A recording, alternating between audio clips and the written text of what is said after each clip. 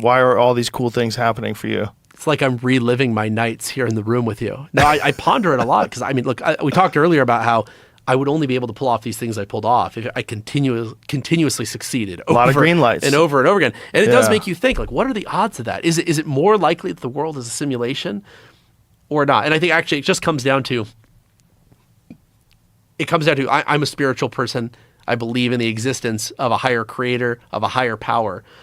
And I feel like there's actually a lot of similarities between that and believing in simulation theory. I mean, like when people say, "Oh, it's all a simulation." Is that really so different from having a universe that was created by an all-powerful being? Like right. you like it's almost. I often feel like simulation theory is just normal religion wrapped up in a package that a person who claims to be a-religious can partake in. They're like, "No, I would never believe in a sky daddy.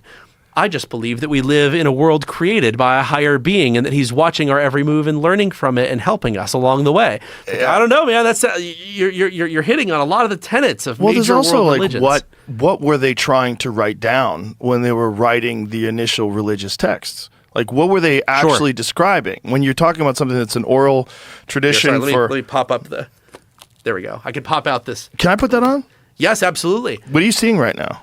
So right now, nothing. Unfortunately, if I'm going to give you a good demo, we need to go to an area where it's synced up to all the other helmets, and we're in a night. I want to show you the night vision. I like how the ears pop out, though. Yeah, so this is my doing. So I'm a huge weapons enthusiast. I own about 450 guns. Huge number of, I own basically everything that anyone's ever fought in. So ballistic vests, uniforms, boots, gloves, helmets. I collect that stuff. And so one of the cool parts about Eagle Eye is I got to bring all my opinions on what things should be, and I can just jam them into the product. So like the cool thing about this is like if you've ever used hearing protection, normally it pops up like this, right. And it's kind of dangling in the way. Notice how it's really tightly integrated, like it's not flopping around, right. But I can pop it open, and now I can hear you directly with my own two ears.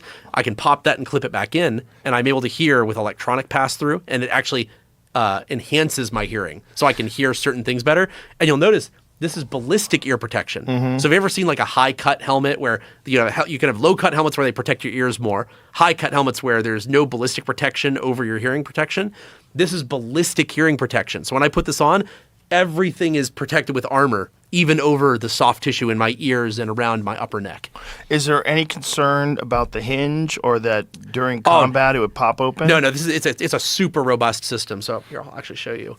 Let me pull off. So these are modular sensor pods at the top. They call them wolf ears. But I can basically swap these even in the field. So I could